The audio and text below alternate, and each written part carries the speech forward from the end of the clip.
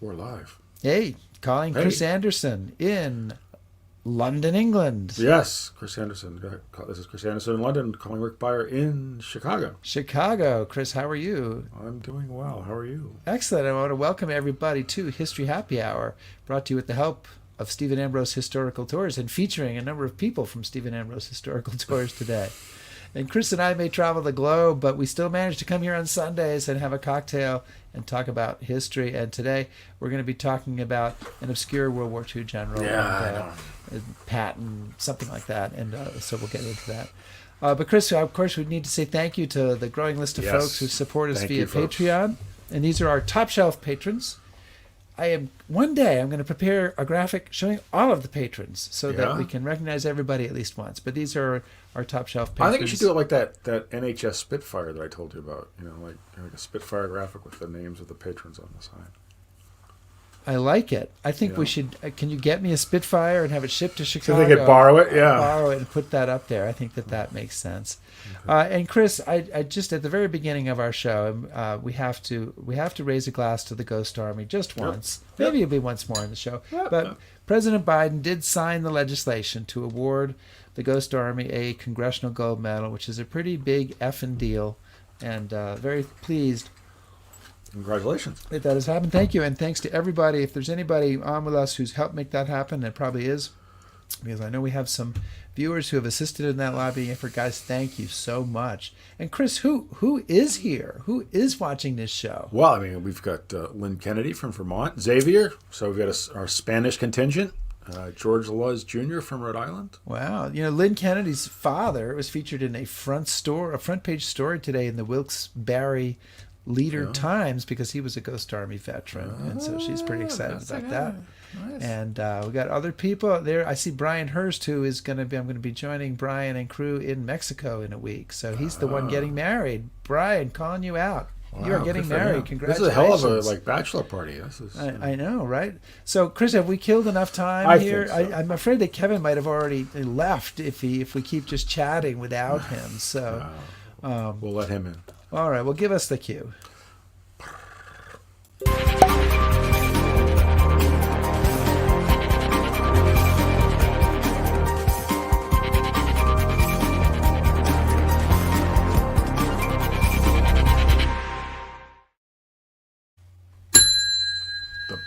Open. The bar is open.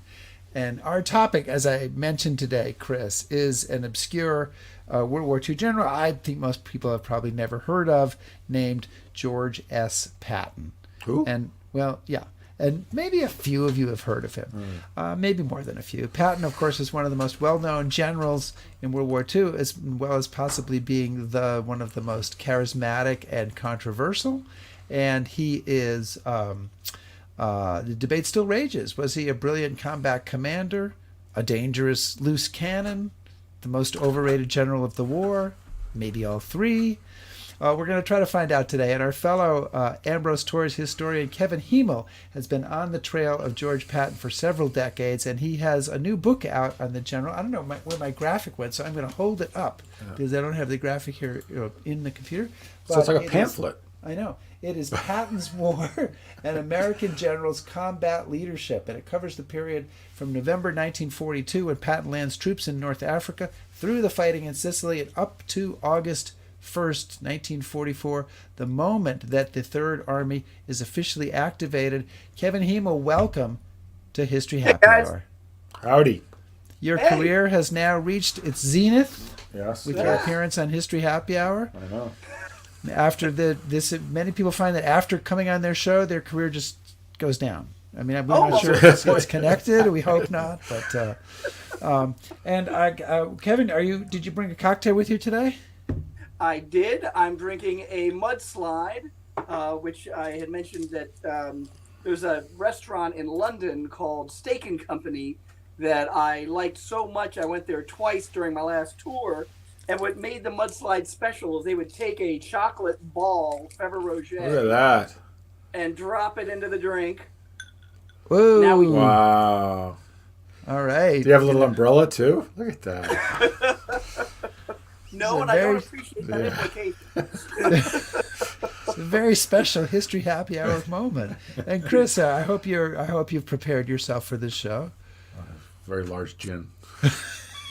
You moved away from the vodka. All right. I hope it's cut with something. So, given the amount of liquid in your glass, Kevin, welcome to History Happy Hour. You've been dogging General Patton for a long time. So tell us how that got started, and talk a little bit about your work specifically with Martin Blumenson, who's sort of the official biographer of Patton. Sure. So, I guess I was actually working down in New Orleans at the time. I was an historian for an archaeology company back then. And I had read about the day Patton met MacArthur in World War I. And it seems kind of, blown out of proportion. There seemed to be a lot of different stories about it. So I just decided to do the research and try to find out what was the truth. And in the process, I accessed Patton's papers at the Library of Congress. And while I was doing that, I really stumbled across his photo albums. And I realized I was looking at photographs I'd never seen before, because these were actually taken with General Patton's own camera. And they had, full write-ups underneath. And there were, I think, 11 photo albums altogether. And so I sort of knew Martin Blumenson. I had done some research for him. And so I wrote an article up about these photographs and these photo albums. And I took it to Martin. And I called him a few days later. I said, hey, did you learn anything about General Patton that you didn't know before? And he said, yeah, I didn't know that he took photos. And so right then I knew I was kind of on to something. And with Martin's encouragement, I turned it into a book, which he wrote the introduction for. And then he contacted me a couple months after the book came out. He had a contract to write a small 99-page book on Patton for a publisher. And he said he just wasn't totally up for it. So we made the deal that I would write it, he would edit it. And I made him promise, I said, Martin, I'm not qualified to write the conclusion. You're the Patton master. I'm the Padawan.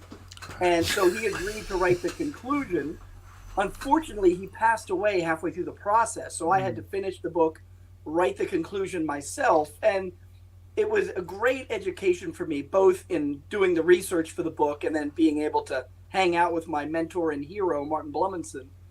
And so after he passed away, I guess it was 2004, Chris, I was with you leading my first tour ever, and that was the 60th anniversary of D-Day, and that's where I met John McManus. Yes, it was. What wonderful traumatic memories we have for that. We could do a whole show on that if you'd like. I don't think you would. But it was there that I met John McManus, and he challenged me to write some kind of magnum opus on Patton, which I thought was a ridiculous idea. I thought Day and Blumenson had covered it pretty well. But then I started thinking about it, and I thought, well, when I read biographies of generals, I really kind of read quickly through the youth and their education to get to the big war. And so I thought, well, why don't I do just Patton during World War II? And the other problem was with Patton, I've seen other books come out and they all rely on the same sources, the Blumenson Patton papers and D'Este's book. And I decided to do a deep dive and go through Patton's diaries and letters myself and see what Martin had left out. And I had a new source of information, which were all these video interviews with veterans that, started coming out because technology now exists that didn't exist back in maybe even the 80s, in the 70s. And so suddenly I had all these firsthand accounts of people meeting Patton. Now, it took hours and hours and hours to go through all of them, but I think it was worth it. And then I think I went through 2,500 memoirs, soldiers' memoirs at the Library of Congress. Very fortunate to live in D.C. and to have the Library of Congress nearby. I would go every Saturday and go through as many books as I could. So really, there you go. There's the origin story and where I am right now. Mark, I'm sorry, Chris, go ahead. No, go ahead, Rick. No, what I had to say is meaningless. No, Rick, nothing you say is meaningless. I was just going to ask, when you were talking about the Library of Congress, did you use the Veterans History Project materials there at all? I did, and I'm still using them today. The staff has been very helpful. I've also used the manuscript room because, that's where Patton's papers are, and other prominent people that wrote about Patton. And then one that really helped with Volume 1 is on the 50th anniversary of D-Day, the U.S. Army launched a survey of World War II vets. and sent them out these lists of questions about their experiences in the war. And I think question like 18 was, did you meet anybody famous?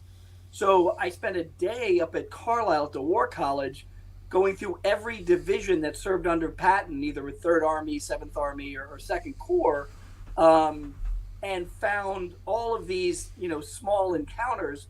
But that's also where I found a unwritten memoir by one of Patton's drivers and staff members. I think his last name was Cohen. And he's the one that revealed the whole story about Dick Jensen was a lie, was a cover-up. And everything I researched into that backed up what this guy said, and basically said this whole story that you see in the movie, was a lie. Well, so what I want to do, Kevin, before we kind of get down into that is just so we can set some parameters here, because we talked about this, before the show. We're focusing on Patton in World War II, and we're focusing on a very specific part of Patton's World War II story. So, Volume 1, could you just kind of give us a brief outline of what we're talking about? What is he involved in? What campaigns? Kind of. Sure. What are we looking at? Sure. So basically, the book starts on November 8th, 1942, when Patton steps ashore on Fadala Beach in Morocco, and this is the beginning of Operation Torch. There he is going ashore, tipping his hat to the crew of the USS Augusta. He said a cheer went up, as he left for the beach. He's going to go ashore, fight the Vichy French, not the Germans, for the first 3 days. And if you notice this photograph, there's 2 photographs very similar, this and the next one. These are the only 2 photographs of General George S. Patton in World War II wearing 2 ivory-handled pistols. He doesn't do it after this day. He says in France that he decides to move to 1 simply because they're too heavy. But it seems like this is the only time he really wears the 2 ivory-handled pistols. Every photograph after that, he's only wearing 1 on his hip, and it's usually the 45. Fights the Vichy French for 3 days. He's then going to go on to take over the Tunisian battlefront, where the United States 2nd Corps is fighting. Has to rejuvenate the 2nd Corps after a humiliating defeat at Kasserine Pass. Before that campaign is over, he transfers out to plan the invasion of Sicily, and then goes ahead and leads it, not as a corps commander, but as an army commander with 7th Army. He's going to lead 7th Army across Sicily. Actually, covers about 2/3 of the island. Now you can see him. He's here in Palermo, and he's talking to Lucian Truscott, who's standing in the street looking up at Patton. You can see the 3rd ID patch on his arm. And it really was Truscott in the infantry that Patton owned the victory to. He tried to say it was a huge armor victory, but it really was not. It was the dog-faced soldier, it was the foot soldier that really won that campaign. And then, of course, because of slapping 2 soldiers in hospitals, he's basically going to go into exile and become his own worst enemy. He's going to drink too much. He's going to get depressed to the point of paranoia. Dwight D. Eisenhower constantly reassures him he has a further role in the war, but Patton doesn't believe anybody until he's finally transferred to England in January of 1944, where he's going to begin training 3rd Army. There he is, inspiring the troops.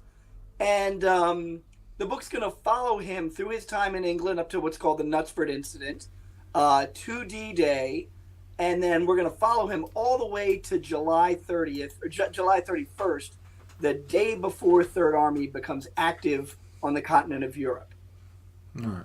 So just a small window of things to talk about. So, well, and we do want to invite questions from the audience, but we want to try to keep the questions into the part of the book that we're talking about here, and not into what's happening in after D-Day and after Patton's 3rd Army is activated. So if you can restrain yourselves and ask questions, because then you can ask questions when we do that.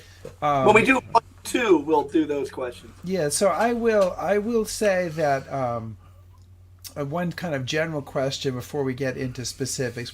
Chris and I love to keep asking questions. Say before we get into we get into. Then about 5 minutes before the end of the show, we get into it. We totally get into it.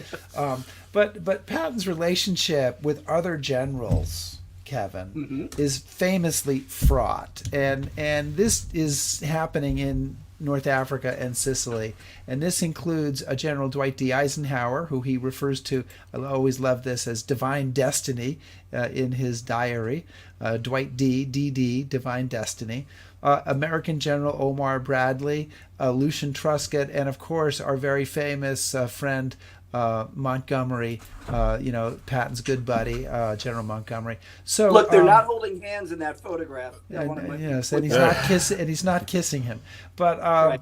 and accounts of the war between the generals, so-called, and that was the title of one book also, goes back decades and decades. Have you been able to find anything in recent research that sheds any new light on this? Yeah, actually, a lot of Patton's vitriol comes from specific incidents. Like we tend to think of like, oh, he always hated. He was resentful of Eisenhower. He thought Montgomery was overrated. He thought Bradley was weak. Well, there were specific incidents that trigger each of these. Real quick with Eisenhower, he really respects Eisenhower early on, and then as he starts to consider Eisenhower sort of a desk-bound general, he still says, "But I would never want his job." And then that will devolve further to open criticism. So his opinions of Eisenhower both, I guess you could say, evolve and devolve. With Bradley, there are specific incidents in Sicily that kind of sour him on Bradley, and Bradley sours on Patton because of those same incidents and knowledge that the word gets out that he's badmouthed him. But I think Montgomery is one of the more interesting stories because their rivalry, I think a lot of people define World War II by their rivalry, which is kind of inaccurate when you get further into the war, but we're going to stick with volume 1 here. But what the initial incident that really causes this is during the North African campaign, there's sort of a pause in the combat, and Montgomery says, well, you know what, I'm going to put together a workshop where we can all talk about what went right and what went wrong so we can all learn from our mistakes, which was a very good idea. And he invites, any American generals, and it's only really Patton and Bedell Smith, Dwight D. Eisenhower chief of staff, that attend. And at one point, Montgomery's up there giving a lecture, and Montgomery is kind of famous for his rule of no one's allowed to smoke in his headquarters or in his presence. He didn't like smoking. And Patton starts chafing for a cigarette. And he pulls out a cigarette case and pulls out a cigarette. He's kind of like tapping it on the case. And Bedell Smith sees this and kind of elbows him and says, like, what are you doing? You can't smoke in here. And Patton says, okay, you're right. And so after this conference, there's a lunch break. And Patton goes to have lunch with a General Lacey from the British Army. And Lee says, hey, what did you think about the fact that you couldn't smoke in there? And Patton says, oh, I might be, old, fat, and stupid, but, I'm no fool. I wasn't going to do that. Well, the story gets out, and it gets embellished by British officers. And it sort of morphs into this story that Lease asked Patton, what did you think of Montgomery's speech? And Patton basically says, I'm old, fat, and they added in the word blind and stupid, but I'm no fool, basically implying that Montgomery's speech or lecture was, pompous and overbearing and irrelevant. And word gets back to Montgomery that Patton has said this, and I think that really cools him on Patton. And so it's almost shameful that their conflict or their inability to get along is really kind of initiated by a misunderstanding. So one of the things that I'm curious about is you see with a lot of commanders, Eisenhower being a perfect example, that his command ability, his leadership ability evolves as the campaigns go on. Yep. Do you see that with Patton, or does he arrive in North Africa fully baked and that's just who he is, or do you see an evolution in his abilities, style, technique? Sure. No, definitely an evolution. Blumenson, my mentor, said that Torch proved Patton's brilliance. It really did not. He only controlled basically what was around him. This was a three-pronged attack, and he had no control whatsoever on the left and right prongs. And you got to realize this is a guy who's really technically, he has 2 weeks of combat experience in World War I. He wasn't there for the whole campaign. He got wounded. And he's basically kind of making it up as he goes along. And when he gets to Tunisia, he has these sort of grand views that he's going to fight battles the way they were fought in the Civil War. And the Germans are just too good, and his army is just not experienced like himself. And so by the time he gets to Sicily, he's technically our most experienced commander, but you're talking about a guy with months of experience compared to, Montgomery and other British commanders who have years of experience. And, but it's in Sicily that I think he finally gets comfortable. He gets in sync with his army, and is able to accomplish more than he would have previously. In the fighting in Sicily, Kevin, Patton famously launched. I'm going to bring up a map here, although we don't have to go into every bloody detail in it. But he famously goes off there to the upper left, which is also sometimes known as the northwest. Yes. And kind of perhaps in contravention to orders, heads off, takes Palermo, then follows that by racing across the northern part of Sicily to Messina, which is also where Montgomery's troops are headed for. And his move to Palermo has been criticized as a publicity-seeking joyride, in essence, if I can put it that way. So I want to ask two questions. And one is, was it a good move, a bad move? What's your take on it? And two, can you talk a little bit about the amphibious assaults he launched as part of this? Because I've always found them to be quite fascinating, that Patton is using amphibious assaults as kind of as you say, to kind of go off the map when he's attacking the Germans. Sure. No, I thought Palermo was the right move and the smart move. His army doesn't really have too much of there's too much army and not enough job once they sort of break out of the beachhead at Gela. And he before the invasion, Montgomery basically takes him aside and says, "Listen, I'm going to do whatever I want to once we land. I'm not going to listen to Alexander, our commander." And he's not telling Patton this as a gotcha or anything. He's basically recommending that Patton do the same.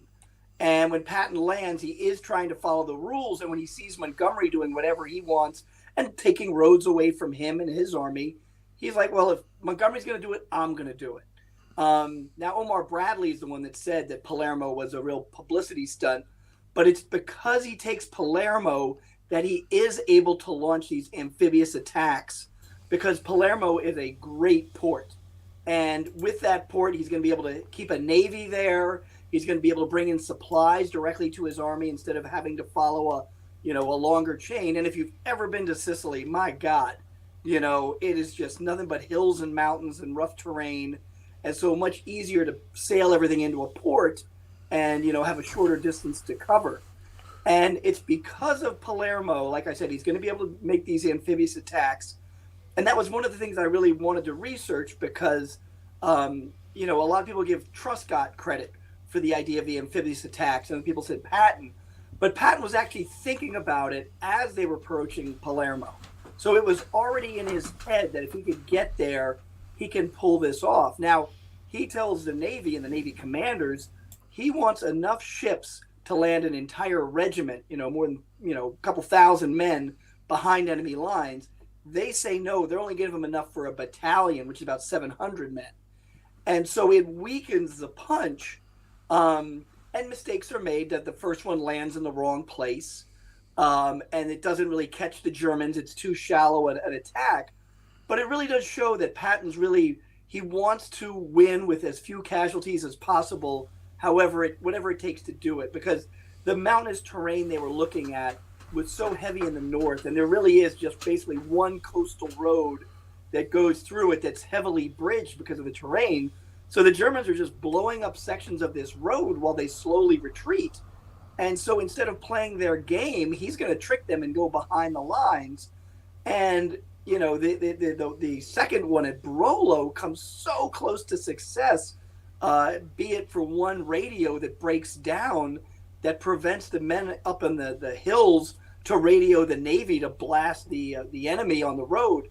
And so it's really that there's little things happening that are preventing Patton from achieving success, but he knows that it will work eventually and maybe if not in Sicily, on some future battlefield, because he's basically seasoning all these troops that are doing these amphibious landings to do them in the future, and he's learning himself as he goes. So when they launched the third amphibious attack, both Truscott and Bradley are like, this is a terrible idea, that the ground troops have already passed it.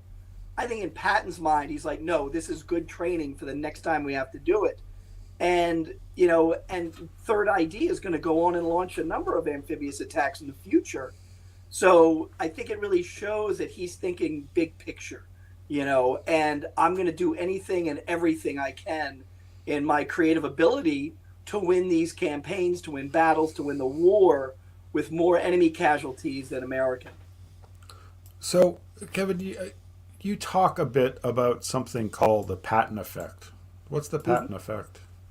The Patton effect is really, it boils down to one individual having incredible impact, not just in the immediate area, but in a larger place. That, the soldiers are going to react. There's going to be a more sense of I guess, immediacy of we've got to get things done because here comes Patton. And a perfect example of that is when he lands in Sicily and walks up the beach, and a group of soldiers see him and immediately turn and attack the enemy. And there was a reporter who witnessed this, and that's sort of, I think, where the idea of the Patton effect comes. But I remember even reading a report from a reporter way in 1945 crossing all the American armies, and he says, Third Army is the only one that has a sense of urgency. And that's what Patton brought to the battlefield, a sense of urgency. The faster we get this done, the faster we get home. The smarter we do this, the faster it ends. And that's really what you see in Sicily, because he comes ashore. He's basically placing mortars, with the mortar crews during a German tank attack, German and Italian tank attack. So it's really him rolling up his sleeves on the front line where a general really shouldn't be, but it makes a difference, and it helps turn the tide. Good. Rick? Once per show. Has to happen. There we go. There we go. The laryngitis kicked in. Following up on that, Kevin, Patton has a reputation for being a loose cannon, out of control, mercurial, arrogant, and I think most of these are words that appear in the back cover of your book. And you detail a lot of incidents where he is sort of jumping out of his Jeep to berate soldiers and acting almost like a madman. And at one point you say Patton, Eisenhower writes to him and says, stop acting like a madman with what you're doing. But in my research on the Ghost Army, here lifting my glass. Never heard of it. Yeah, I know. That's join the club. We're working on that. I found a quote from a deception planner, Colonel Billy Harris, and what he said about General Patton: he was the greatest team player we ran into over there. He would do anything you asked him to in the interest of the overall picture. Now, I find these two things hard to reconcile. Patton's this crazy madman, but here's this staff officer working on deception, and of course Patton's involved in the fortitude deception, who says, he was the greatest team player we ever worked with. How do we reconcile these two things? Real quick, did he ever meet Patton? Oh, yes, I think he did. Okay, well, you think he did. See, I've encountered that a lot with veterans. They'll praise Patton and say they served under him. I said, did you ever meet him? And they go, no. But we're talking about Patton evolving. He is really, and you see it in my book, he's on a tear all through the book. And it's really the repercussions of the slapping incidents, not single, but double, that he starts to reel it in and realize he cannot, run roughshod over his own men the way he's been doing. His treatment of his own soldiers, I think I used the word draconian. I mean, it really goes overboard. And I think a lot of that was his inexperience and anxiety. He's worried about defeat. He's worried about losing to the Germans. If I don't strike them first, Rommel's going to attack me. And he really just unfairly lashes out at his own troops. Now, he calls it discipline, but, he is physically accosting soldiers from day one. He reprimands a guy for not wearing his puttees, his leg wraps, even though the man has an open wound right there. One of the worst examples, I think, For some reason, he really kind of almost had it out for the 1st Infantry Division in North Africa. But, he sees a platoon of soldiers marching by, and one of the soldiers is wearing a British infantryman's jacket. So Patton, stops his vehicle, berates the soldier. He then makes the soldier take off the jacket and give it to him. And he takes the jacket and he basically slaps the guy in the face with the jacket, and then throws it on the ground, has someone give the man a shovel, makes him bury the jacket, and then turns to his lieutenant and says, I'm going to come back tomorrow, and if everybody isn't dressed, in American uniforms, I'm fining you a financial amount. And when they drove away, even one of his aides said, sir, that was really over the top. And he goes, yeah, but they'll be straight tomorrow.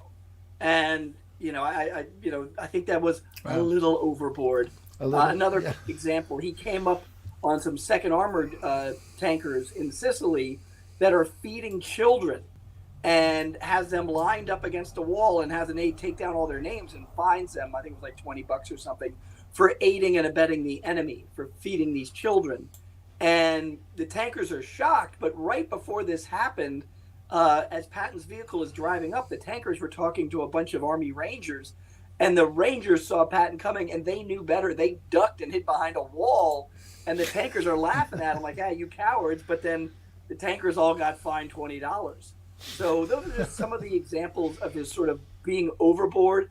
I should also mention, during this time of isolation, Patton drinks way too much. Other officers don't want him to visit because he's basically draining their liquor cabinets. He's really his own worst enemy. And I think when he gets to Europe, he has figured out how to fight the enemy. He's confident. He knows how to fight an army. And he knows that his mouth can get him in trouble and his actions can too. And so he tampers a lot of that down. It does still come out here and there. But I think that the Patton in Europe is the Patton that made all the mistakes in the Mediterranean has sort of graduated too. So, I think, as I'm reading your book and I'm reading about some of the things he's done, the only thing that kind of kept coming to my mind was chicken shit. Okay. And well, then that way, explain chicken shit. There might just like what you were saying, telling some guy in North Africa. This is Patton's chicken shit, not Kevin's chicken shit. Right? Yeah. Chicken shit is doing a lot of unnecessary things. Right. In the military. Right. Yeah. And just so much of what you read about him in his interactions with soldiers just seems really petty. And I understand, we're going to light a fire, but it's just too much, in my opinion. Sure. Without the layers of post-war recollection and the rosy glow of Patton and all that stuff, as somebody who's read through 2,000 interviews with people who served with him or under him, what was the impression of the men then, do you think? Fear. Right. Okay. They feared him because they knew that he could explode at any minute at the tiniest little thing. So, and that's the sense I have, and I'm not trying to like booby trap you here, but this is something that I thought about, because as we all know, we all have our favorite units, and I was really involved with the Band of Brothers for a long time, and I remember sitting down with Winters one time and asking him about spears, and he said, well, spears was very effective, but spears and Sobel both led through fear. So at some point, fear doesn't work anymore. So how do you think Patton's able to like kind of get through this? This kind of, I don't know, how he behaves and acts, and because the soldiers had to talk about this, right? Sure. Well, so you got to remember too, more in the Mediterranean than in Europe proper. These are all green troops, Right. And so you're right. Fear only goes so far, Right. and so Patton is using fear initially. Both on the soldiers and himself, because he is afraid of failure, that there's something he's not doing, that he's ignoring, and I think it makes him angry at himself and fearful of himself, and that exudes and gets out to the troops. And then by the time you get to Europe, everybody knows his name, and they know that he's got a temper, and they're all more motivated. But I think that's where his experience starts to trump fear. Because then he does start, every time he addresses the troops, and he would go around and talk to them individually, and he would tell them stories of things that happened in North Africa and Sicily to try to help save men's lives. You know, the enemy likes to mine, you know, certain roads, and, you know, the enemy loves to counterattack at night. So as he gets more experienced, he's going to use experience instead of fear. And that is a great way that he has evolved, which I think a lot of us do. You know, when we start off on something new, we're very worried. We don't know what we're getting ourselves into. And then as we get more experience, we get a little bit more relaxed. We know what the job is and how to do it. And I think Patton's experience in World War II mirrors that almost to a T. Okay. Kevin, we have a bunch of questions from the audience, so I'll bring up a couple of them. One of them here from Ted Moon says, would Patton's style work in today's military with today's media scrutiny and litigiousness? Yeah, Litigiousness? Litigiousness, right? We like to sue everybody for everything. Suing everyone, yeah. Yeah. No, I think, you know, I've read a number of articles about that. Would Patton have been able to get away with the things he has? I've done a lot of work for the military in my life. I've seen commanders with short tempers, and I've seen very patient, quiet people that know how to get things done. And so, yeah, I mean, it takes all types to run an army, to run anything. I think a lot of his prejudices would get him into a lot more hot water that wouldn't be tolerated today. But you could say that about almost every World War II general, unfortunately. Sure.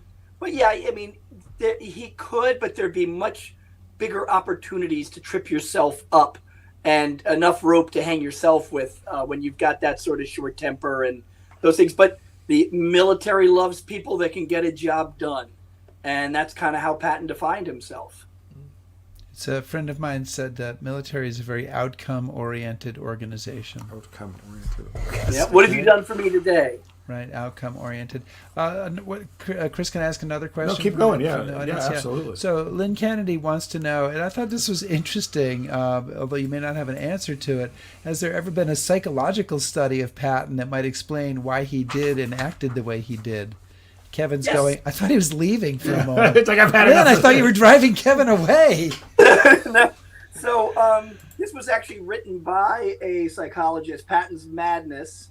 And I liked it, but he does rely on the Patton papers.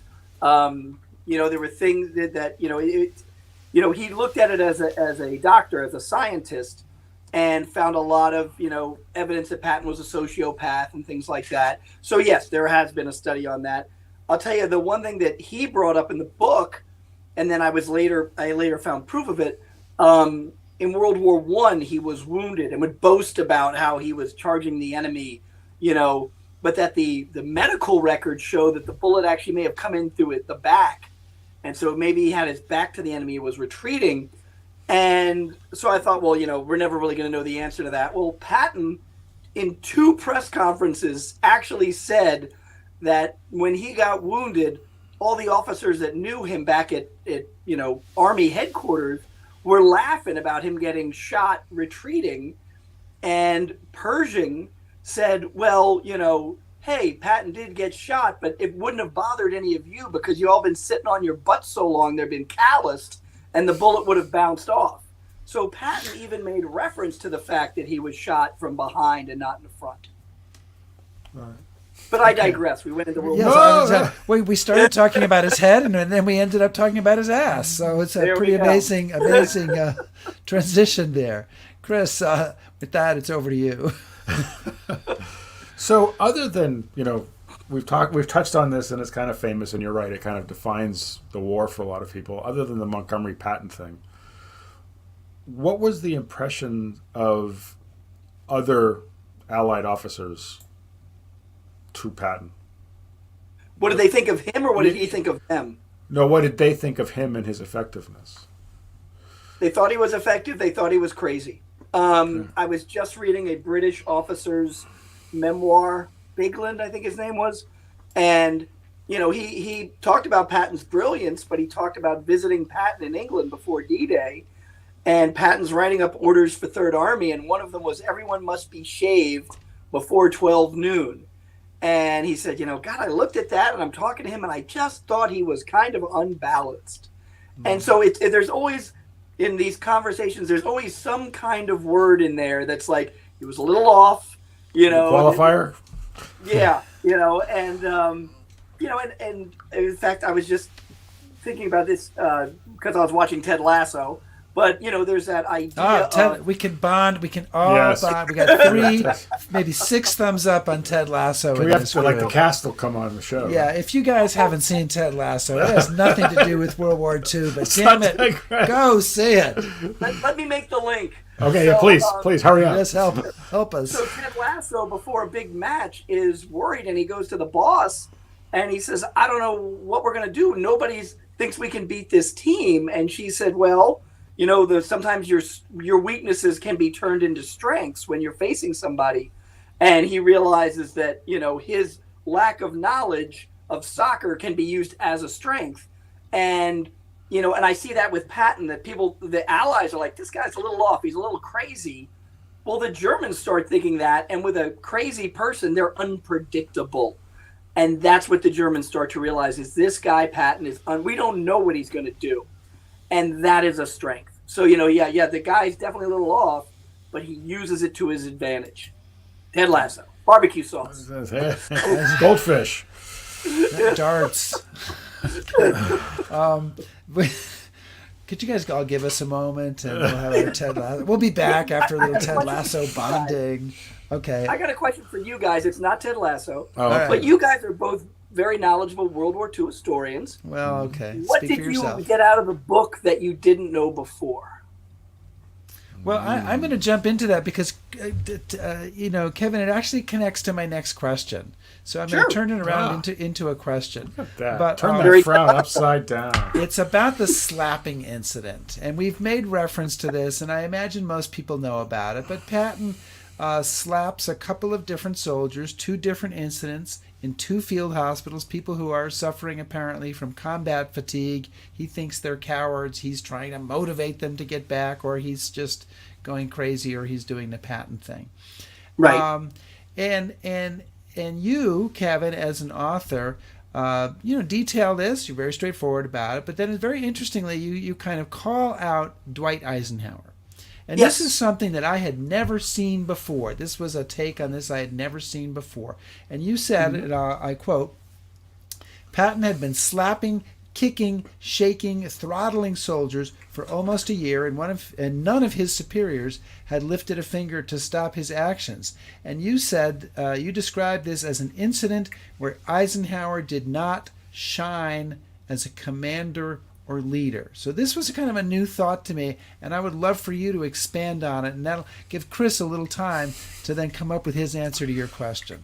Sure. This is very much an Army thing.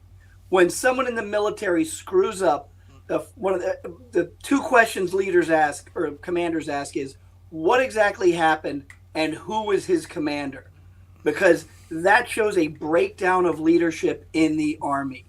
There's a lot of accountability in the military, because if somebody screws up, why wasn't his leader aware of this? Why didn't his leader do something to prevent this from happening?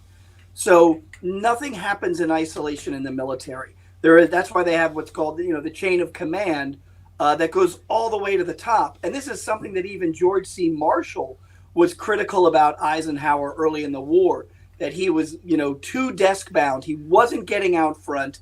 Marshall is continuously writing him, telling him, get out and see the troops, go out and see what's happening. And Eisenhower's like, I'm too busy dealing with so much politics from the British and the French, I can't. And, that's not the right answer. And it was no secret that Patton was hitting people and slapping them around. Soldiers that were going back to the United States wounded in North Africa were telling stories about Patton hitting them. This was not even an open secret. This was Patton doing his thing.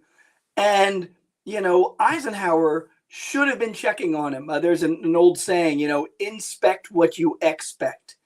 And so Eisenhower was not getting to the front. He was not seeing Patton at his worst. He was only getting reports back that Patton was sending. And now, to Eisenhower's credit, this is something he does course correct during the campaigns across Europe. But, during tours, he spends the whole time in a cave in Gibraltar, and the whole during the Tunisian front. The first time he goes to the front, he doesn't even get to the front. He sees a guy stuck in the mud with a motorcycle. He never even makes it to the front lines. And when Patton gets to Tunisia, both on a visit and when he takes command, the soldiers all say, "You're the only general we've ever seen." The generals were not getting up front and inspecting what they expected. And so, yes, that was a criticism of Eisenhower. To Eisenhower's credit, he did improve it. But that's something that, as I was writing it and having worked for the military for so long, I almost felt like I would be doing a disservice if I didn't address chain of command and who Patton's superior was, and how what his superior wasn't doing that allowed this behavior to continue and then to peak in a disgraceful, horrible incident. So, Kevin, then I agree with you. Eisenhower should have relieved Patton. So there you go. So we've agreed on something. Sure. I could get back to me. Eisenhower had that option had he chose to pick it. Well, I don't think it was entirely Eisenhower's decision to make. Well, I didn't see this as much with the slapping incidents as I did with what's called the Knutsford incident, which is where when Patton's in England, he gives that speech, and Marshall basically writes a letter to Eisenhower and says, "You have a choice. You can either," and he really, the way he lays it out, it's not a choice. He goes, "You either relieve our most experienced commander, the only one who has fought Rommel," which he hadn't, but everybody thought he had, "or you pick a green guy that's well behaved to lead Third Army." And it's a non-decision when it's put that way. Now in North Africa, it's a different story. Patton, or in Sicily, yes, Patton is the most prominent commander, but the war is still new. Commanders have been dropping like flies, up to the point. That's why I'm sorry. So, but that's one question I have then. So, in North Africa, he obviously he's fighting and he's gaining experience, but he's not the Patton that we all think of later. Why do you think they keep him around? That's a very good question because Eisenhower does have that option, and I think it's because his name was already a bit iconic. You're looking at a guy who had made the front page of Life magazine during the Louisiana maneuvers of 1941. He's been in the newspapers for a long time because of his exploits during the Mexican incursion, for being the first tank commander of World War I, a protege of John J. Pershing. And so he is a bit iconic. He's very well connected in the Army. He knows Marshall, he gets Pershing's blessing in a hospital before he leaves. And Eisenhower knew Patton. They had been kind of buddies right after World War I, where they were developing tank ideas. I really shouldn't even say, doctrine or anything. And so I think he was like, I think this guy can do it. He screwed up, but I'm going to give him another chance. It really boils down to Eisenhower. And I think the fact that he knew Patton and believed that he could, in the right circumstances, achieve what he needed what he needed done in order to win the war.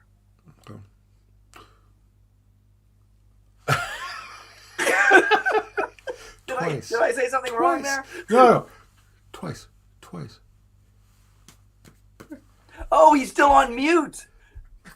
Rick, you need to get your head. All right. Jeez, that's twice in this show. Twice in the show. Well, I'm trying to keep. You probably interrupted with brilliant things like 5 times while I was talking, Rick. I never would interrupt you while you were talking, Kevin. It's only after you're talking that I try to speak. But I mute myself in order to make sure that my heavy sighs during your remarks are not heard. No, that's actually why I mute Chris. But anyway, but I mute myself for the same reason. I don't want my breathing or my burping from the beer to interfere with the brilliant thoughts you're expressing about General George Patton. Patton is denied a role in D-Day. Correct. And maybe that's because of the slapping incident, at least indirectly or maybe directly. You speculate a little bit in the book about what might have been different about D-Day if Patton had been involved. say, as the American commander, or which was a role played by Omar Bradley, his one-time subordinate, or commander of one of the beaches, Omaha or Utah? Speculate a little bit for us. Sure. So with Omaha Beach, Patton, he deliberately said after the battle, everybody has 20/20 vision after the battle, that he would have not loaded down all the soldiers with so much equipment. It had been his experience. And remember, he is the most experienced amphibious commander by the time of D-Day. And so some of this is, me plucking quotes, and the other is honest, just speculation by me. But he did say the troops were too weighed down with equipment, in some cases 75 to 100 pounds of equipment for an amphibious assault. So you got to add all the weight of the water on these uniforms and their equipment getting waterlogged. I believe, I don't have proof of this, but I mentioned the radio going out during one of the amphibious attacks in Sicily, and communications from ship to shore were very poor on D-Day. I believe he would have doubled up the amount of ground radio men going ashore on D-Day to, buttress or reinforce that communication from ship to shore. At Pointe du Hoc, there was that signal. So Pointe du Hoc is a cliff in between Omaha and Utah beaches, and the Rangers assault a cliff in order to take out the guns. And there's a standing order of if they need more troops, they're going to send a signal. And if they don't, we'll take those Rangers and send them into Omaha Beach. I think Patton would have eliminated the idea of the signal. He knew how tenuous beach landings are. He knew how bad communications were. I think he would have said, send everybody up at once. Don't give yourself an opportunity to be weak. That's what happened to us at Jello Beach. It did not go well. No, everybody go in at Pointe du Hoc. Skip down to Utah Beach. St. Mary-Glees is sort of the goal for Utah Beach. This is the town that the paratroopers are going to jump on. It's the first city or town liberated on D-Day. And to ensure success, the Allied planners said, what's probably going to happen is the Germans are going to launch an armor attack to get St. Mary-Glees back. It's that important. So what they did is they took an airborne commander, a guy named Edson, put him in charge of a task force. They took an independent tank battalion and put glidermen on top the tanks, landed them at 12 noon. Their job was to race for St. Mary-Glees, and the attack fails. It gets bogged down just short of the town. The Germans, have enough of a defense to stop it. I think Patton would have looked at that amalgamation of a task force and said, no way, and would have taken a battalion out of either 2nd Armored or even 4th Armored Division, maybe even 3rd Armored, and sent them in, because then you would have had armored infantrymen trained on how to work with armor instead of glidermen that really were not trained in that matter. They would have been under command of an armor commander who understood what armor could do and the speed of it, instead of a light infantryman, which is really what a paratroop commander is. And I think that would have been a big difference. The one thing I think Patton would have decided on that would have been a mistake is he did not believe in airborne divisions. He thought they took too much time to plan and organize and drop. He said what we really should have is just regiments, independent regiments that, Army commanders can use quickly. But I think for something like D-Day, you needed the strength of an entire division going in. So I think he might have weakened his hand by using only a couple of regiments instead of 2 entire divisions. So, Kevin, given how much time you've spent with this individual, and I know you spent quite a bit. Yeah. Did you learn anything new in this latest effort, latest biography? I mean, did you wow? Oh, yeah. Shit, I never. So, what are what are some of the takeaways that or the surprises that you? I was gonna say that was my question for you guys. So the two big ones were Patton's the death of Dick Jensen. That in the movie and in Patton's letters and diary and Omar Bradley's memoir, there he is. They talk about how that Dick Jensen had gone off with this special armored force and was killed during it. And, in the movie, they depicted that he's going off to see Bradley on the front lines when he's killed. And, when I came across this unpublished memoir by one of Patton's staffers, that said, no, that was a cover story. What really happened is on April 1st, 1943, Patton, against Eisenhower's orders, because Eisenhower told him specifically and put it in writing not to go up front. He wanted a corps commander, not a casualty. Well, Patton, in defiance of that order, moves his headquarters about 4 miles closer to enemy lines after the Battle of El Guitar. And it's there that he starts setting up camp, and he sends this guy Cohen up a hill because some artillery rounds come in, and he thinks the Germans, can see this. So he wants Cohen to go to the top of the hill, look down, see if there's any Germans. Well, the Germans start shelling the area, and he's screaming at Cohen, get back here. You blew our position. You let the Germans know where we are. And Cohen comes back and says, no, sir, I got halfway up that hill. The Germans are on top of that hill. They see everything we're doing. And Patton says, bull. And then within 20 minutes, German fighters are flying over, dive bombing everything. And that's how Dick Jensen is killed. And Patton was about 10 feet away from him when it happened. He's so shook up that Bradley has to kind of help put Patton in the vehicle. And, I was looking like, okay, is this story true or not? And in my research, the oddest place I found it was in my first book, Patton's Photographs, because Patton never said he went to the area where Dick Jensen was killed. He only went to visit his grave. But in his photo albums is this photo. Now, that's Al Stiller, one of Patton's staff members. The hole in front of him is the slit trench where Dick Jensen was killed. Where Stiller is standing is the shell hole of the bomb that killed him. And that photograph was taken with Patton's camera. And I thought, oh my God, this really happened. It was right here.